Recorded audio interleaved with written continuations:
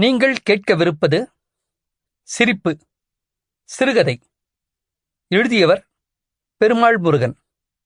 ஒலிவடிவில் வழங்குபவர் அரவிந்தன். முருகேசுக்கு கல்யாணம் முடிவாகியிருந்தது. கல்யாணத்திற்கு இன்னும் 15 நாட்கள் இருந்தன. உடன் வேலை செய்பவர்கள், முன்னர் வேலை செய்தவர்கள் என 5 நண்பர்களுக்கு அவன் விருந்து கொடுக்க வேண்டியிருந்தது.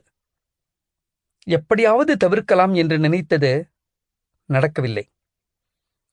கல்யாணத்துக்கு அப்புறம் பெருசா வச்சுக்கலாம் என்று ஒருமுறை சொல்லிவிட்டான். உடனே ஜாடை பேச ஆரம்பித்தார்கள். மத்தவன் வாங்கி கொடுத்தா சப்பிக்கிட்டு குடிப்பானுங்க, தான்னா மட்டும் தவணை சொல்லுவானுங்க என்று அவனுக்கு கேட்கும்படி ஒருவன் பேசிவிட்டான். உடனே, வாங்கடா, இன்னிக்கே போலாம், எவ்வளவு வேணாலும் குடிச்சுக்குங்கடா, வேணுங்கிறத சாப்பிட்டுக்குங்கடா, வாங்கடா என்று கோபத்துடன் முருகேசு சொன்னான். அதில் ஒருவன் சமாதானம் பேசி, உன்னைய சொல்லலடா, பொதுவா சொன்னான் என்றெல்லாம் சொல்லி கடைசியில் அந்த வாரச் சம்பள நாளன்று விருந்து என்று முடிவாயிற்று. முருகேசு கார வேலை செய்தான். அந்த சிறு நகரத்திலிருந்து 10 கல் தொலைவில் அவனுடைய ஊர். அவனுக்கு அழகாக உடை அணிவது பிடிக்கும். பல வண்ணங்களில் அணிவான்.